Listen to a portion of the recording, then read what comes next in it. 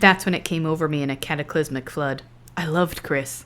Andy was my brother. He made me whole. He gave me what I lacked, a stability when I would run off wild and frantic, and what a perfect way to strike back at Mama and the grandparents. God wouldn't see. This is I Don't Even Own a Television. Flowers in the Attic. There are books that are good, there are books that are bad. There's some books so fucking awful you wish you never had read them at all, 'cause a novel can ruin your life. Hey buddy, I don't even own a television. All right, welcome to I Don't Even Own a Television, a podcast about bad books. I am J.W. Friedman. I'm Chris Collision. And with us we have two special guests today. Hey, I'm Centa. I'm Amanda. Yeah! Yeah.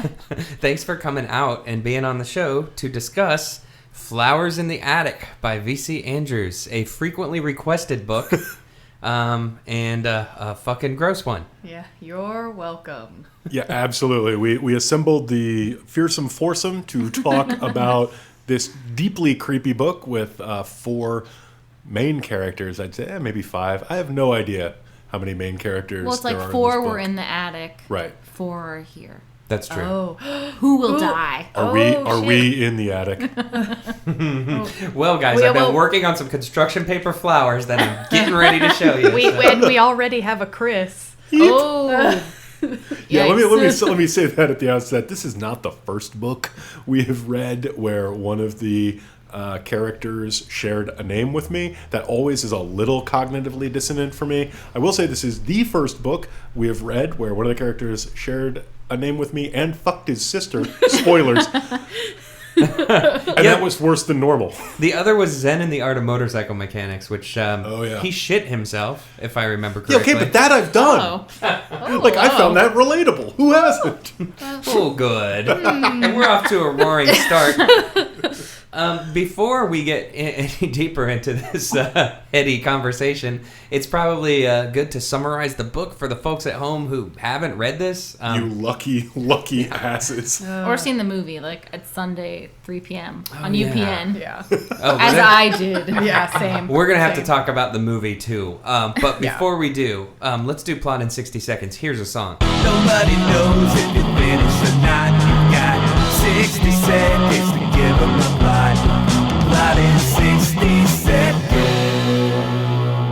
All right, so plot in 60 seconds. You will have 60 seconds to attempt to summarize this book. So, are you ready? Who's doing it, first of all? We're both doing we're doing it. it together. Shit. Okay. As best friends are wont to do. All right, tag team, back again. All right, so let's begin now. Typical family, totally normal, nothing's going wrong at all. Oh shit, the dad dies. Suddenly, mom's an idiot. She Right. can't do anything without her husband. Betty Drapering. Yeah, they go to live with their her parents who hate them. Well, the mother hates them. Dad doesn't know they exist. Right, because the mom's married her half uncle. Dun dun dun. And God is really mad, Oh, which God's means so mom's pissed. really mad. And then the kids get shoved up into an attic, basically. Right, 4 kids. One dies.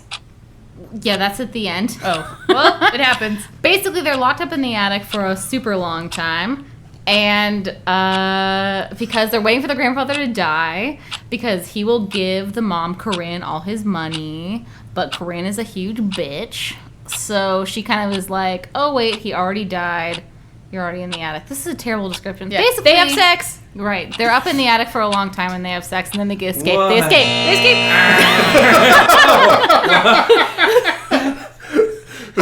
I guess that counts. I think so. I don't think you missed any of the main point. Well, Yeah, you missed some bits here and there, but that is the most accurate plot in 60 seconds we've had in a while because it really gets across the feeling of reading this book. Yeah. This is a book with not a lot of plot, Right. but a lot of incident. And a lot of inner life. And a lot of incest. Yeah. And that in, too. I mean, some In. incest, but really any is a lot. Yeah. Yeah. So Any is too I'll much. do that. Ask Well, the Bible. I mean, I think the thing that kind of to me, I had never read this book, and I realized while reading it that I thought V.C. Andrews and R.L. Stein were the same person until I was about halfway through. Was that a rude surprise? To find out? Well, I kept waiting for something spooky to happen.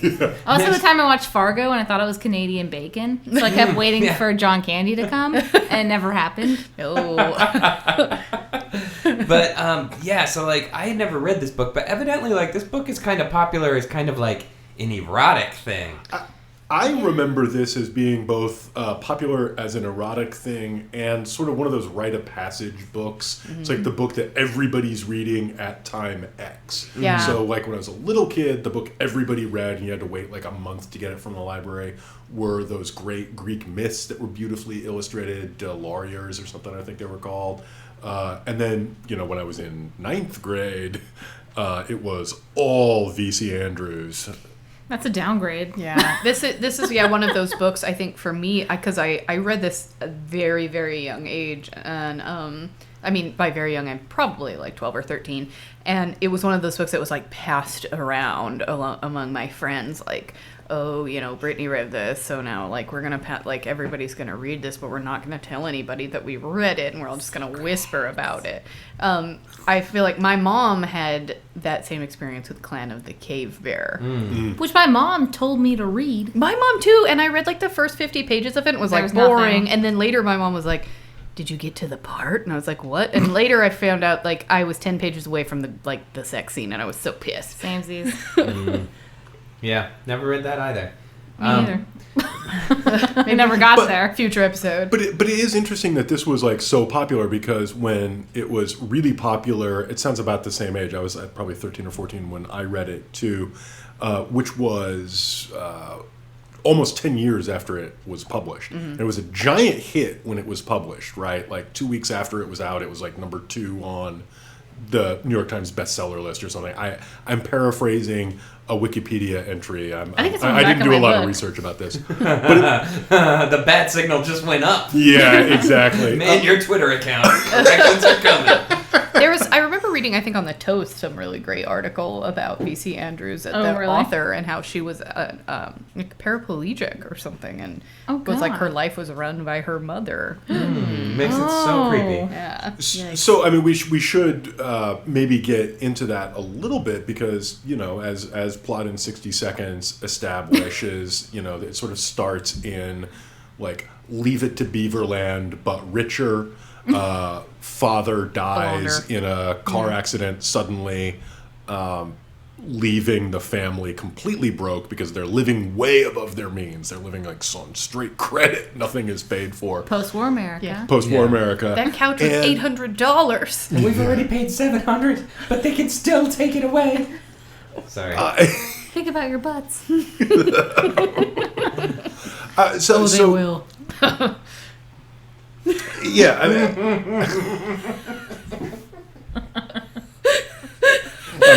I'm gone. But yeah, so the entire family basically has to return home, but in this really weird, abusive way, where the mother of the narrator and her older brother and the twins that are younger, the mother is this really interestingly drawn, affectionate and attentive, but at the same time distant and withholding lady, who basically abandons them immediately in this hellish home. Right. There's literally like pictures of demons. Yeah. So on the walls. Oh my gosh! Which at one point they're like, oh, looks like Goya's work, and I looked it up. Goya painted 0 paintings of hell. Whoopsies. I'm pretty sure they're describing Hieronymus Bosch. Yeah. Instead. I was imagining about that's a really interesting point. I just want to put a cap on what I was saying. Like, what is interesting about the possibility that this might be slightly autobiographical is the fact that there's a lot of very conflicted portrayals of motherhood and of caretaking in this. Like both the mother and the grandmother, who is kind of the primary caretaker, and ultimately the Kathy. Yeah. Exactly, and Kathy, the narrator, is also. That's a great point. I hadn't seen that at all. takes a kind of caretaking role to her younger siblings, and it's incredibly ambivalent. And it's like, you know, they give and they take and they poison and they heal and they're mean and you love them, and it's it's an interesting point, especially if it is slightly autobiographical. It just makes it really creepy. Yikes. Yeah, but and hilarious. yeah. What's funnier? Abuse. So something that is actually funny in this book is the way people talk. Oh, God. gee golly gee. Yeah. Gee Gosh, golly gosh. This book, I mean, I guess could loosely be described as gothic. It definitely is trying to be a gothic, but everyone in it talks like Leave It to Beaver. I think Wuthering that was Heights is mentioned earlier. like 4 times. Yeah, and Jane Eyre is name checked Yeah. in like kind of an ahead of its time sort of reference deployment. Oh yeah, and she worries about fire all the time. Constantly. So yeah, I mean, Whoa. it's Sorry, that just blew my mind. it's very much like structured and kind of supposed to be like one of these kind of gothic tales. But everyone in it like is like, jeepers, like, gee willikers, I was sad when my mom left. Like, she came in wearing her sailor outfit. At one point, Yeah. she comes in wearing a sailing suit. That and really her horns son- him up. Yeah. Her son gets all horned up. And he's Mother, like, you look so great in that. he's like, it's a beautiful sailor suit. It's fetching on you. And, Yes. what you have to remember is, this is very explicitly like trying to live in that kind of gothic world, but everyone in it is relentlessly Aryan. Yeah. So they're like these beautiful porcelain girls and a beautiful buxom mother and a flaxen-haired older brother with like burgeoning biceps that are mentioned a lot. Sure. So my gothic fiction does not usually get populated with our Aryan overlord. But Right. what gothic fiction is like about the people in the attic? It's about the pretty young Aryan downstairs That's true. Well, see, hearing the people in the attic. I mean, I guess because I was almost thinking of something like the turning of the screw or turn of the screw, like that, like gothic horror almost in a Right. way. There's a lot of those trappings set up here, but it's more like a tragedy, you know. But I do really feel like there's a lot of that kind of. I don't know really what makes me categorize it as pseudo gothic, but it really does feel that way. No, for it- The sure. trapped in the attic stuff. Yeah. Yeah. Like, yeah, that's pretty straight And the up. wealthy parents. And Yeah. Yeah, and solitude. They're Gentile South type folk, genteel South folks. Gentile? They're also Gentile. Oh, yeah. That goes without saying when you're talking about the Dresden dolls. Oh, Yeah. yeah. Which, incidentally, I learned from this book last week that's where the name of the shitty band comes from. Same. So now I know. Yeah, they that refer where it's to from? themselves as the Dresden dolls because they're so pale and blonde and beautiful. And their name is Dollenganger. Dollenganger. Dollenganger. Yeah. But they made it up because the half uncle's real name was Foxworth. The same last name as his wife. Right. Yes. Yeah. Oh, so Oh, Right. so then he changes his name to something farther up the family tree, Dollenganger. Which that they didn't click for me. so it's one of the many details in this book that gets dropped in and then dropped Yeah. because they forget to explain it later. So it's when that fact is introduced, it's explicitly said like, oh yeah, he had to change his name so it wasn't obvious that we were related. So he picked something from deep in his past as a kind of joke. Like says it's a kind of joke. Never appears again. The joke is never explained. Let's Yeah. not worry about Later, Yeah. later What's in funny the about book that? is that the mother refers to them as like Foxworth again, like Yeah. without any other comment about it. Yeah. Well, she's like schlepping them from the train to their attic prison, and she's like, P.S. guys, your name's Foxworth. Things have happened. Just shut up about it. I married my uncle. We loved each She other. doesn't tell them that until her hand is forced. Oh, yeah, until she keeps gets that beaten. back. Like when she's Oh. traveling, because I guess we should like maybe make this a little bit clear. Is that what we're talking about here is the beginning of the book, right, Right. after the husband dies, and she's like, "Hey kids, I wrote this letter to your grandma. She said you can come stay with us, but you can't let your grandfather know that the kids exist." Basically, so that's why they end up locked in the attic to begin with. But yeah, so like while they're traveling there, she kind of gives them the rundown of her background, and it's just like, hey, I'm disinherited and all this kind of Yeah. shit. But she doesn't tell them that they're like the product of incest until her hand is forced, and the grandmother is like, hey, these kids are demon spawn or something. So then she's like, let me explain why you're demon spawn, kids. Devil's seed, I believe. Break it down. Yeah.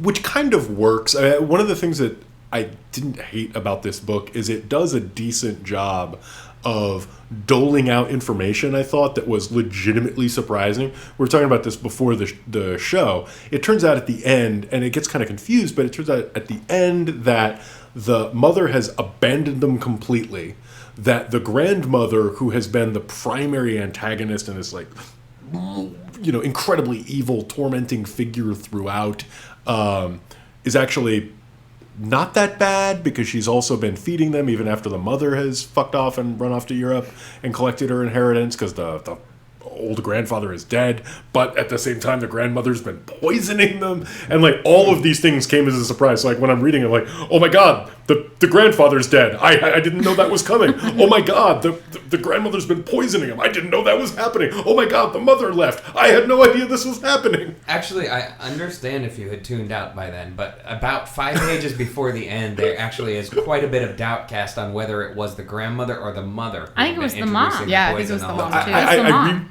I reread that on Bart over and couldn't make head or tail. I think it's the mom that was like poisoning the donuts. Yeah. Jesus God. Yeah, there's cyanide donuts in this book. What you're hearing right now is Chris like having an epiphany.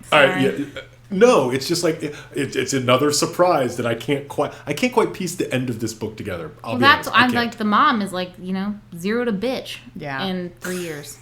She's always been super passive aggressive though. Like Right. that's very passive aggressive to like put arsenic on donuts for your kid. It's the most Pagro way to murder. I was listening to the audiobook of it, and it like struck me from right off the bat, and a lot of it was definitely the actress who was reading it like was using a very kind of obnoxious tone of voice for the mom. Like you could tell she was setting her up to be evil from the beginning. But like one of the first interactions she has with the kids is when like she's disappointed in something they've done, and the way she expresses it is to like start crying and be like, I just thought that I had done a better job being a mother, and I'd given you everything you would ever want, and why would you act this way towards me? And it's just the most passive aggressive fucked up thing. Yeah. Like, I don't know. Give me kisses if you love me. Yeah. That's the dad. That's the dad. To be fair, like they're all kissing. Yeah. There's too much kissing. There's so many reassuring kisses. Too many lips touching in this family. Right. This is a lot of things touching in this family. It's a very affectionate family. We can say that, and we'll get to just how affectionate it gets a little later. Say hi to extremely. Yeah. But for now, it's probably a good time to go to a break. So we're going to do that, and then we will come back and we will talk more about Flowers in the Attic. Yeah. All right. Blue flowers growing by the purple pond. See the polka dots. Blue flowers growing by the purple pond. Yellow indigo. Blue flowers growing by the pond. Look, it's raining yellow. All right, welcome back to I Don't Even Own a Television, where we're talking about Flowers in the Attic. Woo. Jay is way stoked. He loved every page of this book. It's probably been his favorite one he's read so far. Definitely. My favorite will they, won't they romance about a brother and sister. Spoiler, they do. And it's awful. Yeah, so I guess we should probably try to think of something positive to say about this book before we continue to trash it. So let's think of some high points here. We'll go around the room, take turns talking about what we actually liked. Would you like to begin, Chris? Sure, I'll begin. The thing I actually really kind of liked about this book was that, for me, thinking of it as a kind of gothic horror piece, the themes did kind of work for me. Adolescence is super creepy, and so the book is narrated by a girl who is basically going through adolescence and is really concerned with all the creepy shit that's happening. When you're that age, your house can feel like a prison, and that gets really clear at the end because they actually gain the capacity to leave the house fairly early, and then again, even easier, gain the ability to kind of explore the house and possibly escape the house, but it doesn't really even cross their minds in a real way. So I just thought that helps kind of drive the theme clearer while it kind of undercut the plot and what the book was explicitly trying to do. But all of that, I thought it was an effectively creepy book. Cool. Centa? All right, well, with Chris with the real literary criticism, I'm here to say that the twins seemed really sweet and cute and cuddly. Like I like the whole there were a bunch of scenes where like the twins were being described, and I'm just like, oh, poor little things, just not getting loved enough, and they seem so sweet. Like that was like the twins were like my favorite characters in the book, and R.I.P. Corey. Poor Corey. All the kids in this have C names. All the characters really basically have C names. I mean, that is a trope that like I see reflected in some people I know that hopefully they're not listening to this. I really don't like that when people are like, all of my children have the same name, have the same names with the same letter as me and my husband do. Like that's a little weird. It's a little weird. I feel like I've mentioned this on the podcast before, but I knew a Jason who got married to a woman named Casey, and they had a daughter whose name is JC. Nice. Yeah, it's awful. I'm sorry, JC. I'm sorry about your parents. She should have renamed herself to Casey with a K, and then they could have named their kid J/K. Ooh, man. Meta. Edit. Maybe not. Anyway. Amanda, high point. Look, I gotta say, honestly, like when it ended, I had to When Harry Met Sally, this book, which is where you read the end before you've read the beginning, because I found this book very stressful. I was like, they're in the fucking attic. They have no agency. They're not doing shit for like hundreds of pages. When it ended, I had a big glass of wine and I relaxed. So thanks, VC Andrews, for Finish it. ending it. Yeah, that's true. That's actually a pretty good description of just the overall experience of the book, because simultaneously you've just read like 250 pages of a 17-year-old, a 13-year-old, and two 8-year-olds literally dicking around in an attic for 3.5 years. Not riveting. That's the bulk of the book. It's not riveting, but it is somehow kind of tense and Right. kind of like It's uncomfortable. Yeah, claustrophobic, Yeah. perhaps. Yeah. Don't like. Yeah, because, I mean, it's told from the third person. No, it's all first. Or first person, yeah, from Kathy's perspective. So your perspective as a reader never leaves that suite of rooms either. Yeah. And we talked about this, and it never leaves that suite of rooms, and it's very much in her head. Like, when she needs to express excitement, she says, lolly golly. When she needs to express even more excitement, she says, golly lolly. Yes. It happens a lot. The gollies and the lollies switch frequently. There are so many golly lollies. Yeah. Although, okay, I have to, now that you both have spoken, I really do want to back up. Like, it does, and I think maybe that kind of contributes to the, what kind of contributed to the, like, cult status of this, especially among, like, teenagers or young teens, tweens, is that kind of suffocation and lack of agency, and, like, as a kid, before you get your driver's license or whatever, you just are at home at the whims of your parents, and this is that times a million. And then you have sex with your brother. So, okay, You maybe know, not. like everybody does. Right. This, like, part of this book that really freaked me out was that I have 4 other siblings, and, like, periodically I'd just be like, no, oh, no. I really just, Well, that's the whole thing. That's the whole theory, Westermark theory, where you don't want to have sex with people that you were raised with, like 1 to 6. And I was like, you were all raised together. Yeah. But, you know, Yeah. also even locked in an attic, like, whatever. yeah, And go they for had a it. weird role model. Yeah. Yeah. I think it's interesting you mentioned that, and actually Centa and I discussed this off mic a while ago. But I'm an only child. Right. I'm an only child as well. Yeah, so I think there's a visceral element to this book that just went completely over my head. Like, I definitely didn't get as much of the ew, gross on a deep level, just beyond like, Right. ew, this is gross because I know this is gross. I didn't have like any real life relationships to compare it to, and I think that really does add an extra level of off-puttingness to the book. Yeah. Well, you know when, like, Bart and Homer and The Simpsons would, like, strangle each other simultaneously? That would happen way sooner Yes. than you having sex with a sibling. Oh, God, yeah. I mean, You would have just- killed each other way before. Yeah, I mean, like, just, yeah, right. Like straight up just murder. on a deep level, just everything about you just know. But not if you were Chris in this book. Yeah. Because he has, like, from the jump, the weirdest, creepiest outlook about both his sister and his mother. And it's, like, true. Yeah. reinforced consistently. He's always, like, looking at her. Like, Yeah. just always. And then I noticed Chris's eyes on me. The way she realizes that she's developing breasts is because Chris begins to leer at them. Sure. Yeah.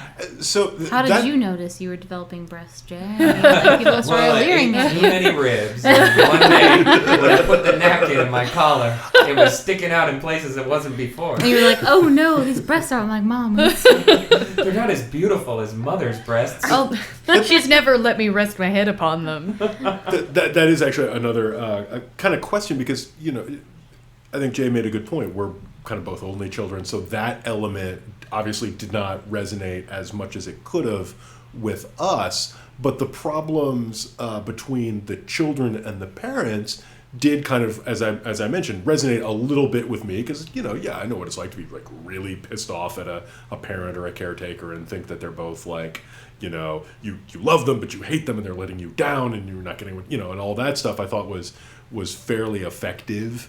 But I kind of wonder if if that reads as well from a female point of view, because we were talking about this off mic, like the narrator Kathy also has a deeply weird relationship with her mother and her father. Did that ring at all true for you guys as, let's be honest, women? There, I said it. Our guests this episode women. are in fact lady persons. all I know listeners. is I like to shop. Yeah. It's like, that's just me. Yeah. Very, very concerned about my eyebrows and my lip liner. No. Hey guys, watch the vocal fry. Excuse me. And now we're gonna get letters. No.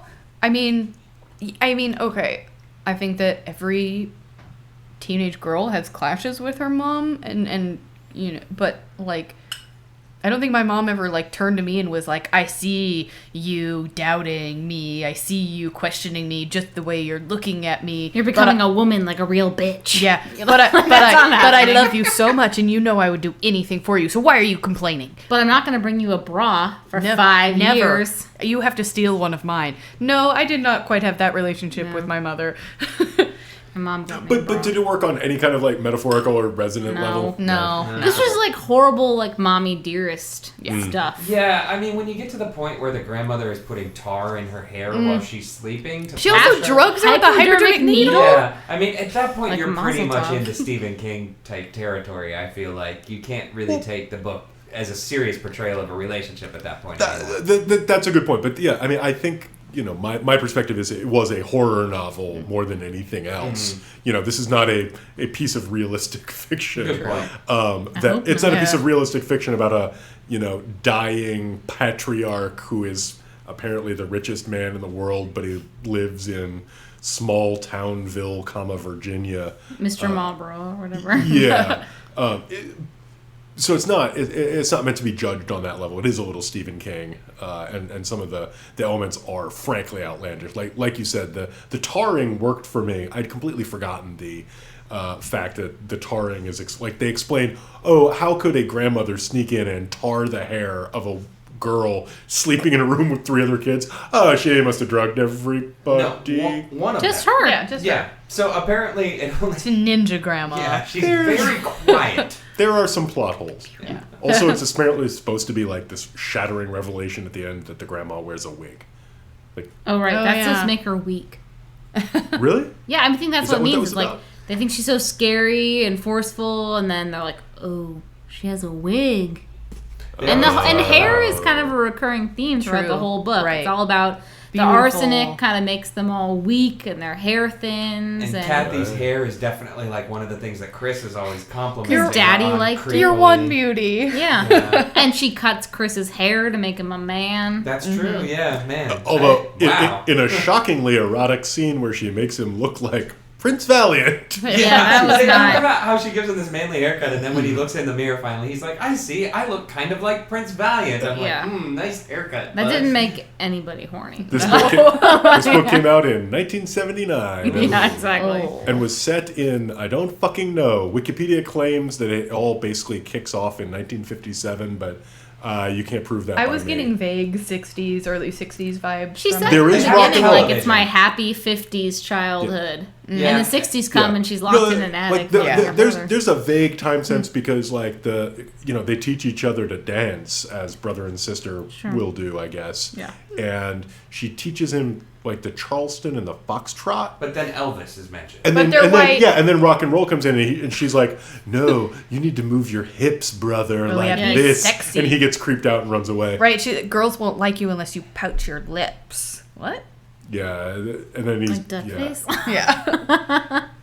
Then he almost says, but doesn't quite say, "There's no girl for me except mom. But if I can't have mom, I'll grudge fuck you, and that'll be fine too." Yeah. That is how it comes off. I mean, I just can't He emphasize kind of enough. forces her into it. He does, but They're just anytime, fucked. They're fucked forever. Yeah. Okay? Like, go ahead, go to Florida like the end they plan, have a relationship, pretend that the one alive twin is your kid. Just good luck to you. But they're like, I haven't read any of them, but there were like 4 more books or something, I don't know right? what they do. Who knows what they do? So I looked it up. The first 3 apparently continue her story from kind of her point of view. The 4th discusses her child. I don't know whose child that is. And then the 5th is apparently a prequel explaining the grandmother's rise to prominence, and explains like who she is. And the reason that this is notable is because she wrote 3 other series that follow that exact 5-book arc, where the first 3 are about one person, the 4th is about the daughter, the 5th is about the grandma. Well, it's worth noting also there's a lot of controversy about the primacy of V.C. Andrews because Yeah. apparently, like, I guess, like, there's really only proof that the same person wrote 2 of these books. 2 Like, total? Yeah, V.C. Whoa. Andrews is a name that very likely has been passed around. Oh, yeah. Much like Kathy. So yeah, Listeners, we're so sorry. I'm not. so that adds an interesting element to things too, I think. And that, Definitely. like, if the series seems formulaic, it's probably intentionally so.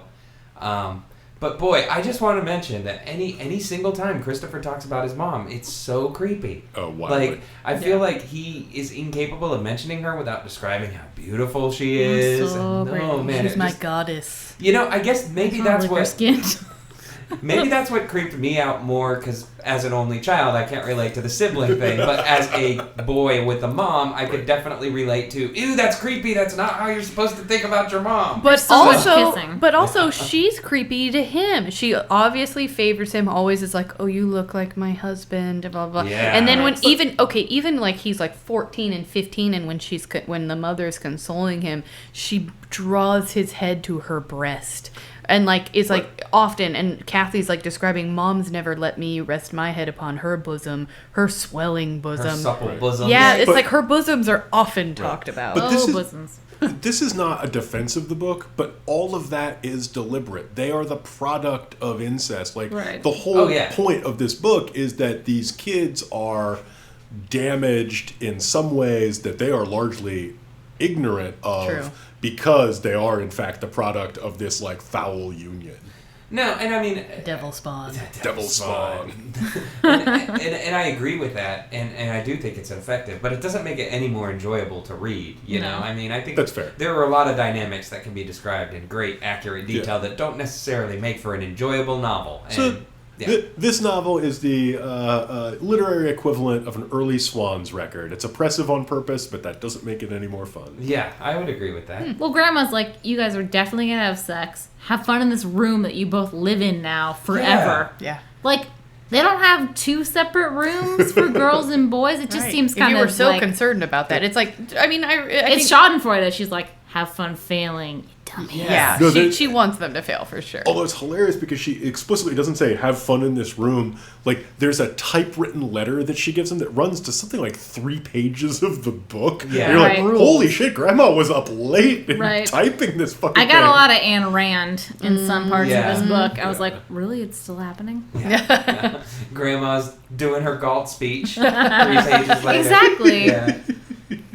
Yeah, the grandma character we haven't really talked about a ton, but I think she's pretty entertainingly broadly drawn in Yeah. a Nurse Ratched kind of way. Yes. And She's so tall, so big. she was, So great. Yeah, she was my favorite character because she's she's You're a essentially monster. yeah. Well, quite literally. I mean, to coin a term, she's put over as a monster heel, I would say. Well, at the end, they try to, like, absolve her. They're You're right. like, oh, Grandma wasn't so evil after all. Hair I was like- falling I was out. like, Feel sorry for her. I don't know. She kind of, like, God damn it! I'm She gonna have left to you read. up in the gonna attic. have to Yeah, read it the still fifth stuck you book. with a hypodermic needle in order to punish you. Yeah, Grandma's hardcore. Yeah. Grandma knows where drugs I'm goes. like, yeah, my grandmas are questionable and they're not that bad. I just found a section where the grandma like gave her list of rules. It's amazing. It's Do it. I'd forgotten that. I'm not going to read all. It's 18. It's 18 separate elements. Yeah. Only the last one I think is really super great. They're all actually super great, but I happen to have flipped to the 18th, which is 18. You will stand at attention when I enter your room with your arms straight down at your sides. You will not clench your hands into fists to show silent defiance, nor will you allow your eyes to meet with mine, nor will you seek to show signs of affection toward me, nor hope to gain my friendship, nor my pity, nor my love, nor my compassion. All that is impossible. Neither your grandfather nor myself can allow ourselves to feel anything for what is not wholesome. Why didn't they just shiv her? Chris, you just read our wedding vows. It's funny because it's true. It's weird. Why are your wedding vows my ringtone? Oh, Grandma. Anyway, you're so I don't know. strict. I feel you in some ways. Like the grandma is definitely a very resonant and energetic character throughout. She really drives a lot of the emotional significance of the book. I mean, she's a signifier that shit's about to go down. Yeah. Whenever Grandma shows up in the book, Someone things get fucked. real. So, Yeah. like, she was a signal to me to stop skimming and actually read the following paragraph. Either there's about to be a scolding or a whipping, or a scolding and then a whipping. Yep. Right. Or maybe someone standing there naked admiring their beautiful naked body. Oh, no. That's a paddling. Ooh, my candy pink nipples. All right, we need to take a break. We're going to come back and then we'll play some games. If you love us, you're listening to I Don't Even Own a Television, a podcast about bad books.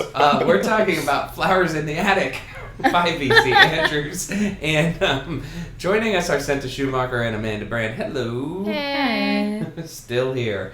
And we are doing it. We are talking about this horrible book. Which actually, I mean, you know... I dropped mine. Whoops. We had talked about this beforehand, Chris, and you kind of have a soft spot for this, I guess. You were saying you kind of liked it. I do. I don't think it's that bad. Like it basically worked for me. I liked how it had a beginning, a middle, and an end. It's better than that horrible Jezebel book we had to read. Right. So maybe it's just, you know, how I've talked about this before. Maybe it's just like the caliber of what we read is so often so bad that to read something that feels like it was written with like a script writing manual next to it, because it does feel like that. Yeah. Right. It hits a lot of beats. Right. But, you know, at the end, a lot of information has been revealed. All the characters are in very different positions than they were at the beginning, and they have all changed dramatically from who they were at the beginning. So all of that like made it feel like it was a real book, and I was okay with it. So the bar has been lowered to the point where we now consider an actual novel to be good. Exactly. Like, oh, hey, it's a novel. I wouldn't say Alert it's Dave good. Eggers. Sorry, what? I said alert Dave Eggers. I just hate him. Yeah. Ooh. I would not call this a good book, but I would call this a bad book I didn't really hate. It's good among the I don't even own a podcast pantheon. Yeah, and it was like less painful to read than some others. Like, although I will say that it is easily 150 pages too long. Oh yeah. Yeah. But wait, you mentioned like script writing, screenwriting. Yeah. We haven't mentioned the movie yet. Oh, the movie is... It's important. And Yeah, I'm I think so. I'm assuming neither of you have seen it. I have Amanda not. and I've watched it in each other's company while... Did we really? Yeah, we did like a couple years ago. We were... I believe you. It was but- one of those like couple bottle of wine nights. Yeah, for sure. But often those What do you happen. remember? I Give remember me the highlights. I remember Kathy ballerina dancing. Sure. And then a bubble bath where they were like facing away from each other but like stealing looks at each other.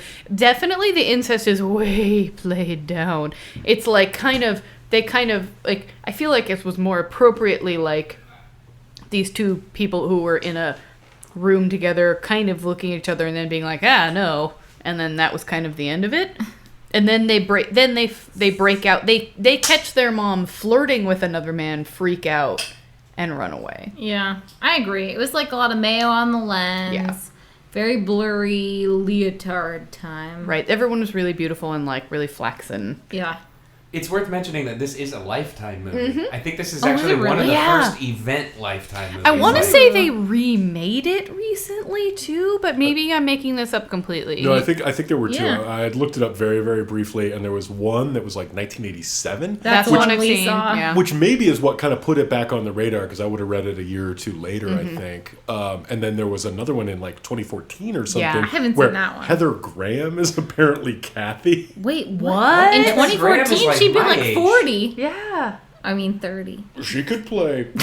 Yeah, I was not the casting director. I'm sorry. Wow. Can we do? I don't even own a television, but yet I sort of do and watch this movie. What is she doing? Ooh, I'm just a baby. Boogie Nights is just a memory. Maybe she plays the mom. I don't know. I honestly could just see looked that. at I could pictures. actually no. That would be perfect if she played the mom. Like Because she is supposed to be. I mean, so that's actually one of the most interesting things about the movie. The engine that, or the book, the engine that drives this is the fact that the mother married her uncle shockingly young and has no way to earn money at all. Right, and it's just Right. kind of written off, like, oh, that's just what happens. Right. But I guess there are a couple times where Kathy's like, no, I'll never rely on a man. But yet Yeah, she I'll be a continuously... ballerina. Right. But yet she continuously relies on Chris, and I don't know, it's sort of implied that she will continue to do so once they escape to Sarasota. Although Wait, I'm sorry. Do ballerinas not earn a lot of money?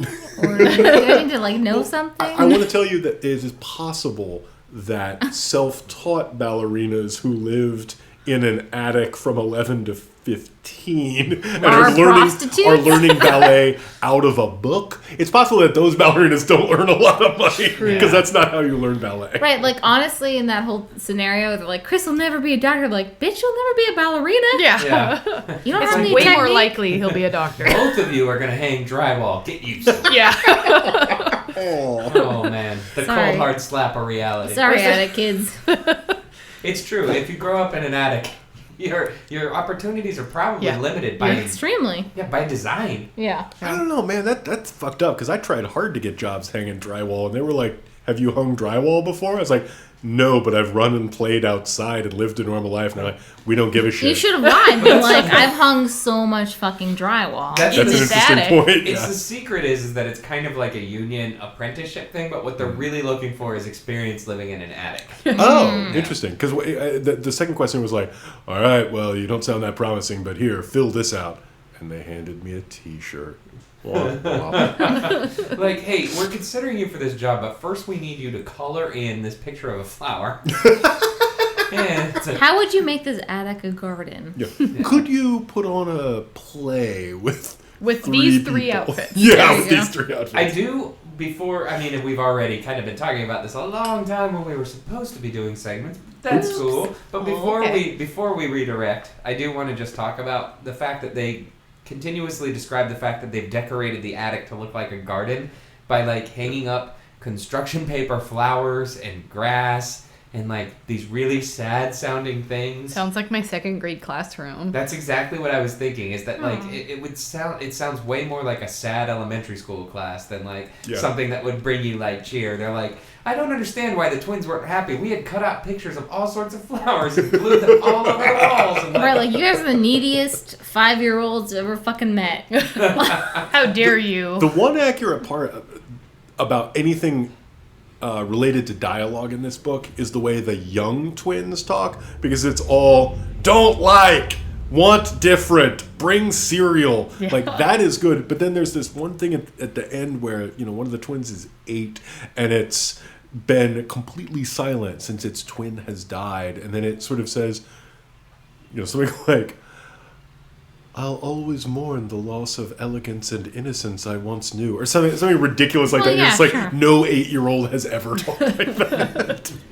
No matter how many shitty plays they watch their brother and sister play. Totally. R.I.P. Corey. That's all I gotta say. R.I.P. poor Corey. We didn't even get into Corey the Little Blues Man. It's because the twins, for like huge sections of this book, are completely forgotten about. I know, Yeah. Centa, you liked them I the liked best, them. but like Yeah. I really was surprised every time they popped back up because I was like, oh, I and the author had forgotten that there were two children in this book other than Chris and Kathy. Well, it's Other funny. than the sexual ones. Well, yeah, I watched the movie with you, and then read the book, and I Harry Met Sally did, and I read the end first, and I was like, oh yeah, there were two other fucking people up there. I thought it was just about sexual tension and your mom's tits and all that stuff. Which good again, stuff. who knows? Maybe that's deliberate because yet again, like as you said, Kathy is supposed to be this kind of like not great caregiver, just like her mom before her. So maybe it's deliberate that she's forgetting about her kids, and it's explicit that they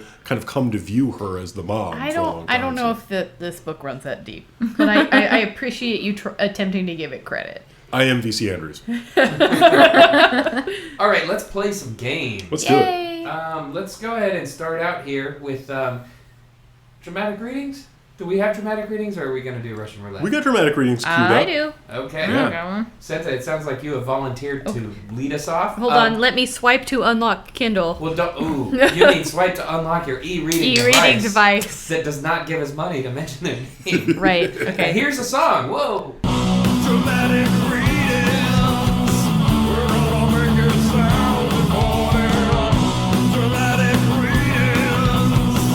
Yeah, I got some words for you. So this is the description of how the half-uncle dad dies, which reads as like a comedy sketch unintentionally. Hunkle. Because he's a half uncle and a hunk. Yeah, uncle. Uncle Dad. Coming up next on Fox. We've already questioned motorists who witnessed the accident, and it wasn't your husband's fault, Miss Dollenganger. The voice continued, without emotion.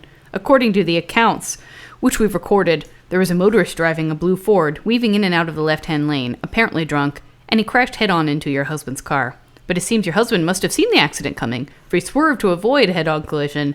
But a piece of machinery had fallen from another car or truck and kept him from completing his correct defensive driving maneuver, which would have saved his life. But, as it was, your husband's much heavier car turned over several times, and he might have survived, but an oncoming truck, unable to stop, crashed into his car, and again the Cadillac spun over. And then it caught on fire. It's impossible to hear that without actually imagining Jay in the background going, and starting to make the pick it up, hand motion. It's funny, I totally skimmed over that. Yeah. It's very bad. That is so indicative of this book. There's Yeah. so many things where it's just like, oh God, just cut to the end. Well, I do like He might have survived, but no. He might have survived, but no. no. And then he caught on fire. And then He was super dead then. I think it's worth mentioning, too, that at this point in that conversation, he hasn't informed the woman that her husband is dead. Yeah. Like, this all happens before she knows he's dead. He's, like, building her up to it Yeah. with that piece of dialogue. It's Oh, by pretty the way, fucking she's great. dead. Sorry about that. All right, who's next? Go ahead. What do you have? Oh, I think I need to go last You I hate to say male it. sex You part? think- because it's the important part. Yeah. Okay, I had the more biblical portion. that sounds great. So when they're locked in the attic originally, years before this book fucking ends, the grandma's like, time for a Bible quiz, kids. Chris seemed well prepared and confident. Job 28:12. But where shall wisdom be found? And where is the place of understanding? Job 28:28. Behold, the fear of the Lord, that is wisdom, and to depart from evil is understanding. Job 31:35. Like minor personal note, Jesus Christ, with the Job. My desire is that the Almighty would answer me, and that mine adversity has been written in a book. I'm paraphrasing. And he would have gone on and on endlessly, but anger colored the grandmother's face. Never again did she ask Chris to quote the Bible. She eventually stopped asking me also, for I, too, could always come up with some stinging quote. Bible pone. Were those quotes stinging? Oh, I was stung. I was Wisdom. kind of like, Job was bummed, Yeah. but good job. I guess they're living like a correlated life to Job. Like, Right. They're being tested, and their faith in God actually wavers and falls apart. Yeah, but as then they opposed to have Job. sex. Right. Job doesn't get to have sex while he's being tormented, No, not as I really. recall.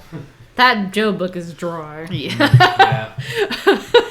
Definitely one of the least sexy in the Testament. Yeah. So. Nothing compared to Song of Songs. All right. Oh my Bring it god, on. that's actually a really good point. That's what they should have. Just like, I need you to demonstrate that you've been reading the Bible. All right, here's the sexy part. Yeah. Song of Songs. And lo, she was a prostitute, She had- and there was Strucket. Right, she had, what was it? There's something that, like, in Song of Songs where it's like she had the thighs like an antelope or something fucking antelope? weird like that. Yeah. Old antelope thighs. Oh, yeah. Very If you know what the best description of sexy thighs are in the Bible, please email us at IDEOTVpod@gmail.com. We'd love to know. Yeah. But I can't really bring it up to All right. mind automatically. I'm going to not apologize for this, but there's Don't. no way we can do a fucking podcast about Flowers in the Attic, Yeah. a book driven and riven by erotic incestual tension without reading this part. You know, before you begin, I just want to cut don't you do off. it. Just to mention that last night I recorded an episode with our friends at the F+. Right. They read gross stuff from around the web.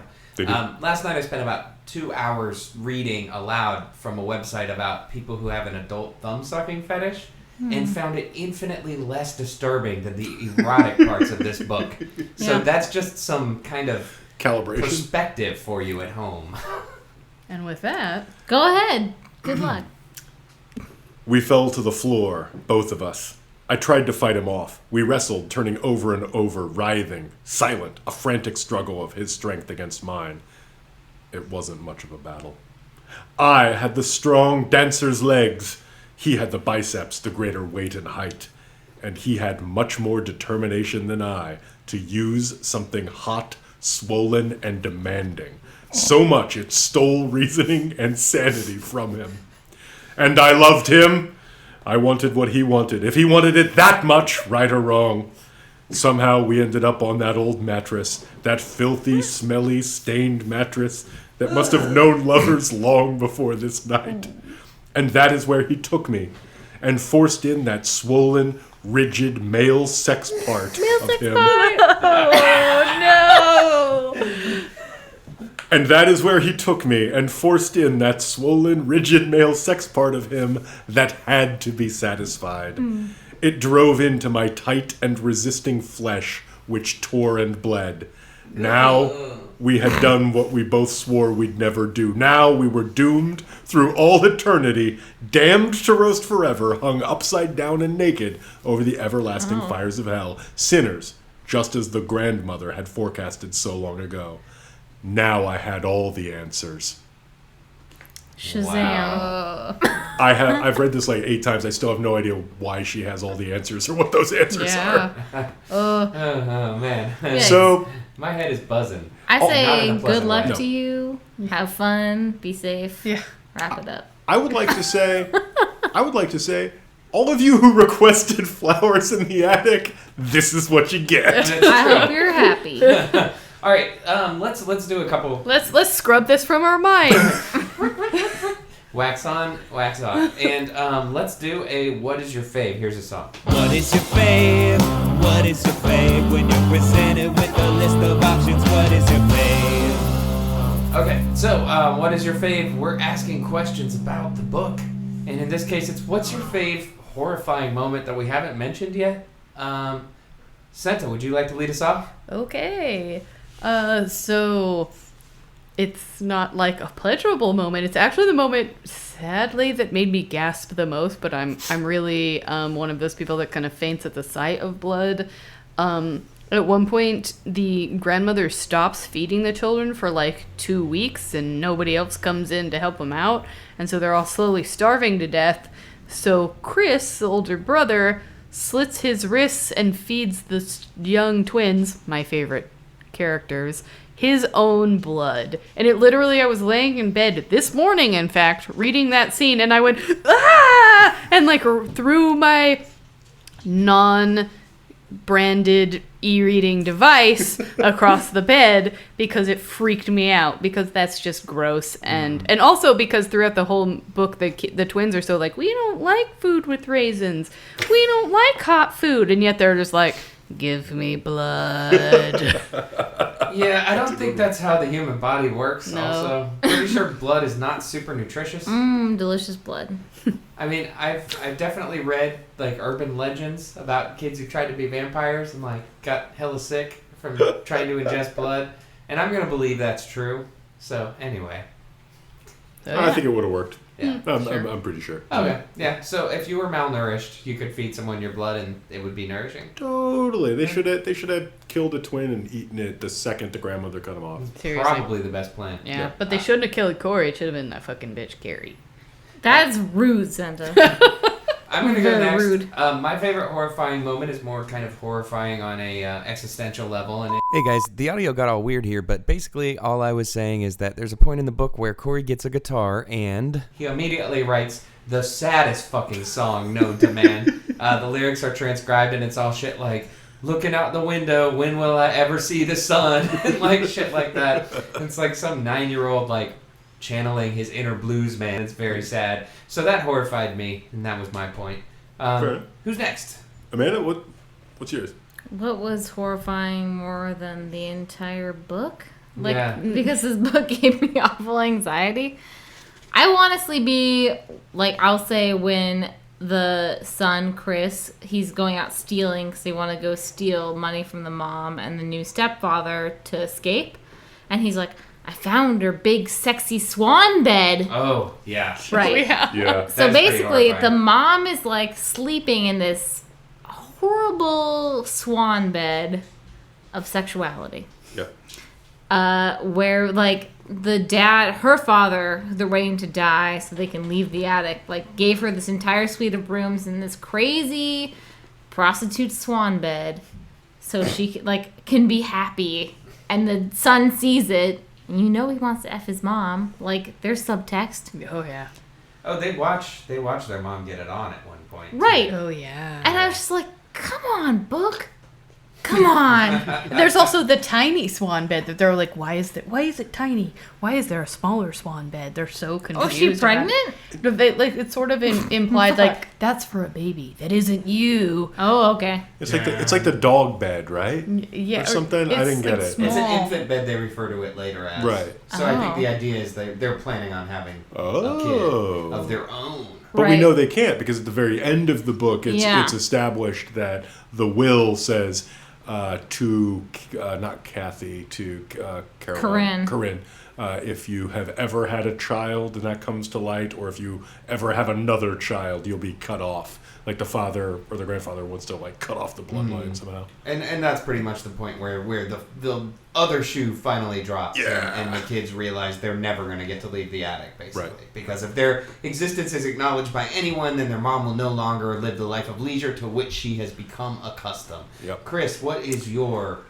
But my favorite horrible moment is, and this is a book that is very bound up in like weird enactments of and ruminations on femininity. And there's this thing where after they have gained the ability to leave the room that they've been confined in and leave the attic and like kind of roam the house, they're still very restricted. But basically what they do is they go to their mom's room to steal money. Like we were just talking about, and at one point Kathy, the narrator, goes and like grabs all her mom's things and starts putting them on and dolling herself up to be like really sexy, and there's this long depiction of how she puts makeup on and how she picks out the rings she wants and picks out the specific lingerie she wants, and it's just really ghastly. And you know, she turns around and her brother is horrified and rejects her, and that's kind of awful. He tells her that she looks like a streetwalker. Yes. Ah. In Which those is like, words. Christopher, you've lived in an attic your entire adolescent I life. have no idea. He's And like, also, I'm pretty she's sure wearing it your was- literal mom's things. Yeah. Yeah. Your Yikes. beautiful mom and her supple bosom. Yeah. So supple. Yeah, and it's just this really weird, creepy moment. My second favorite was one where there's this explicit, it's the first like really physical incesty moment where she's like, I pretended not to notice that he was playing with my nipple with one hand as his head laid on my other breast. And I'm like,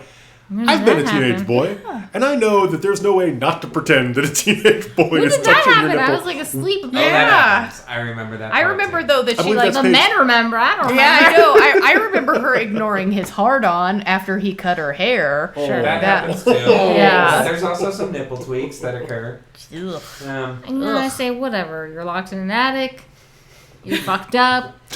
Go ahead. Tokyo. Lean whatever. in. Oh. It's all disgusting. I made a horrible joke. Let's go to break. Look out the window, what's good today?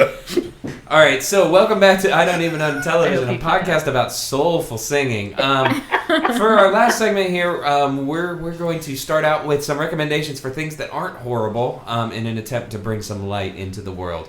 Who would like to go first? To let some light into the attic. I can go first. It's quick. God. No, you can't. Not after that. I don't know. You've been penalized, sir.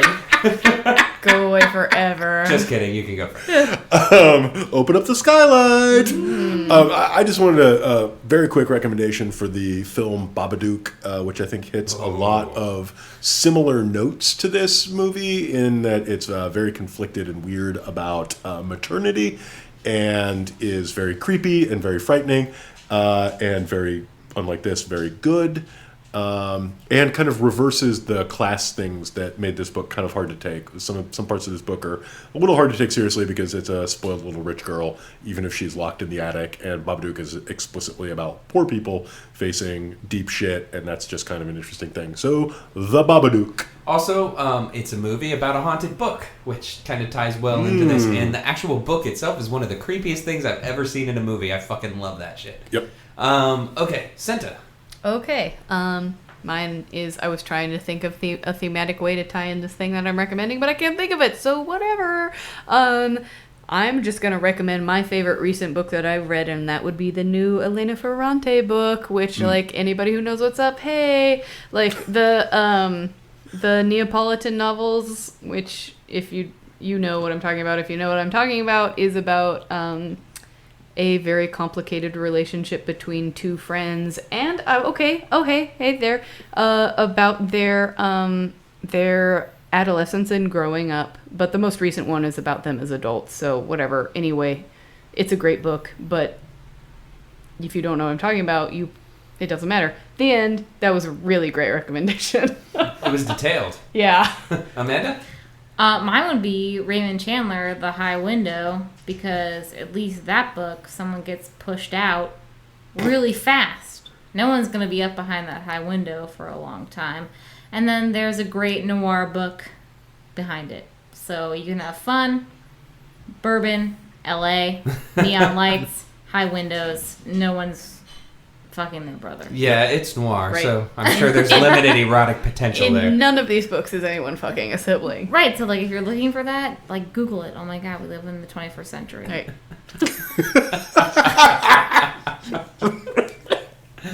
Good point. Yeah, that's Well, good stuff. that's one to grow on. For me, I'm just going to recommend a series of books that I was really impacted me when I was in my early teenage years that has basically nothing to do with these books beyond the fact that it hit me at the point where I think a lot of people were probably reading V.C. Andrews. It's called Flowers in the Attic. It is. By V.C. Andrews. It stands for very cool. No, actually, it's the series of Amber books by Roger Zelazny. The first was Nine Princes in Amber. Kind of, in a lot of ways, stock fantasy, but he plays kind of with the concept of alternate dimensions and time travel in a way that you don't see a lot in, like, sword and sorcery kind of books. And I enjoyed those a lot. Has very little to do with this, except I will say there's a brother and sister that fuck, so there you go. Oh, What? that has a Yeah. lot to That's a do lot with to what we do. just read. Well, it's played out over many books, and it's not as creepy as this, to be totally honest. But yeah, so yeah. Nine Princes in Amber is the starting place. You'll know very quickly whether you want to read any more or not. So there you go. Check it out. I like that you sold it with, and it's got a brother and sister that fuck. Hey, and if you're listening at home, the extra hook is the brother and sister fuck. I would say it's really, like, it came out as 6 novels. It was one of my favorites for a long time as well. It came out as 6 novels. It's really just one long-ass novel. I would give it the first 2 books. I think the second book is enough different than the first that you should get at least 2 in before you make your call. But it's a good read. If you like anything sword and sorcery, this is one of the most reputable, least crummy versions of it, I think. And I will also say that, as someone who really likes magic in books, it has one of the most kind of logical, scientific-y depictions of how magic would work in a way where it really fits into the world, and it's really interesting. I liked it. Fun books. And this was a fun book. Am I right, the 4 of you? Or the 3 of you? So much fun. great time. So maybe it's time we let ourselves out of the attic. Yeah, it's probably a good idea. So, A, letter B, letter C, letter D, letter E, letter F, letter G, letter. Got a lot of so a letters. thing we like to do here on the show is answer your mail, and we're going to do that here. So in the meantime, make sure to keep your questions and comments coming to I don't even own a television at gmail.com. Please do. Okay, so let's get started with a question from John No Last Name. After going through all your episodes, I've noticed there are a few common types of bad book that you've gone over repeatedly. The reference-packed man-child fantasy novel, the self-aggrandizing memoir of an idiot, most commonly a musician like Anthony Kiedis or Slash, the impenetrable philosophical novel for weed dads, among others. My question is, what common bad book genre is each of your favorites? Here, why don't you start it off? Okay, I don't know if this is a genre, and I don't know if I'm that comfortable calling it bad, but whatever. Michael Moorcock novels is my answer to that. They're often sword and sorcery. They're often science fiction. They range wildly in genre, but have some real similarities. They're always deeply embedded in a genre, but their politics are great, and they have a lot of energy.